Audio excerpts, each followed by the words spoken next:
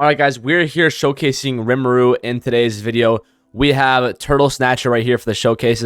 Shout out Turtle, and we're going to be showcasing, he is like the Ragnar of this update. He is the secret portal drop, and I heard a lot he's like Ragnar, so Monarch's not good on him. We're not going to be showcasing him with Monarch. Going to be showcasing him with Ethereal, which is what Turtle Snatcher actually has. So I'll tell me you can place on the units. Alright, so here is Rimuru, Slime King with Ethereal on placement. 4,000 damage, 3.6 second SPA, and 19.7 range. I'll turn on the attack phase too so you guys can see that. Here it is.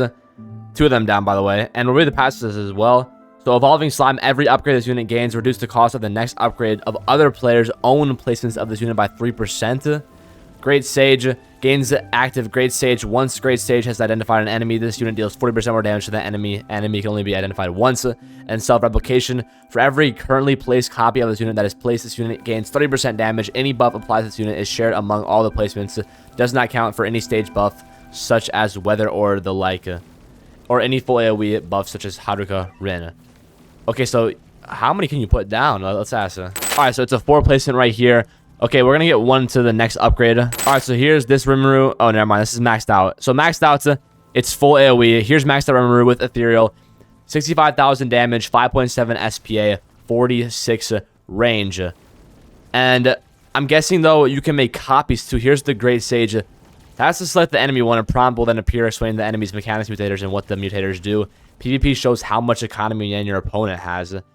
That's pretty nice. I don't really know how else to get the... self-replication to work. I'll ask it right now. Let's see. How do you get self-replication to work? Because I think if you... not only does we have the Evolving Slime mechanic, which every upgrade this unit gains reduce the cost of the next upgrades of other player-owned placements of this unit by 3%. Again, I don't really know how much that works. It's kind of interesting right now. So each Rimuru gets 30% damage increase per placement. So if you place down 4 of them, it's just a 120% damage increase. Okay, that's interesting. Okay, I see. I see how that works. Oh, okay, yeah. So how she works is, yeah, basically 4x gives 1.2x damage boost. So basically, if you place all 4 of them down, you get a big boost for each one. That's why Monarch is so bad on him. So yeah, basically how it works is every time you place him down, it's a damage buff. So if you have 4 of them down, 2.2 times damage. With Ethereal, that's pretty insane DPS. With that range too, and you can max out every single one. Pretty cheap too, I'm guessing. 12,000, yeah. Pretty cheap. So, and maxing them makes them cheap too. So yeah, when you upgrade them, as you can see right here, and you have the Great Sage, last one becomes free. So yeah, this is a very good unit. And Ethereal, the best trait you can have on it. Ethereal right here is by far the best trait you can have on it. Turtle Snatcher, again, thank you for the showcase. Full AoE unit. When you have more of them down, it makes everything else buffed. And it's full AoE maxed out. 5.7 seconds per attack. 46 range. 11,000 DPS. And you have the little Great Sage, which can help you out in PvP and whatnot. Very nice unit to say the least. Very nice. Again, Monarch will be terrible. Alright, you don't want Monarch. You want Ethereal. Ethereal is the best trait by far. Seems like it's very high DPS. Seems like it's going to be good for, like, considering the fact you can upgrade them and have them cheaper the more you have down. It's very nice to see. But I think it's going to be for the showcase. Not as big as Kaguya, obviously. I'm not going to get the 8 minutes to farm views, guys. I know. Farm money and whatnot. Just going to get the showcase out for you guys right now.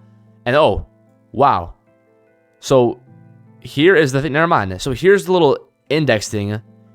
You can look at the info of it, the health, the speed, the overshield percentage, and that will make and this unit deals 40% damage to that enemy. An enemy can only be identified once. Okay, I see that works. So yeah, it shows it for me too. That's pretty interesting. So that's that. Very interesting. Again, now that should be all of it. So we saw the Sage. You can look at what the enemies do and base what you want to see with that. And then in PvP, you can see the enemies or your opponents. Let's see, where is it? I forgot what it was. Okay, never mind. In PvP, it shows how much economy your opponent has. Okay, what did Turtle have to say? ability you have to click on the enemy to activate. Oh, interesting. So click on the enemy to activate, and then it only works one time though. So, but let me ask it.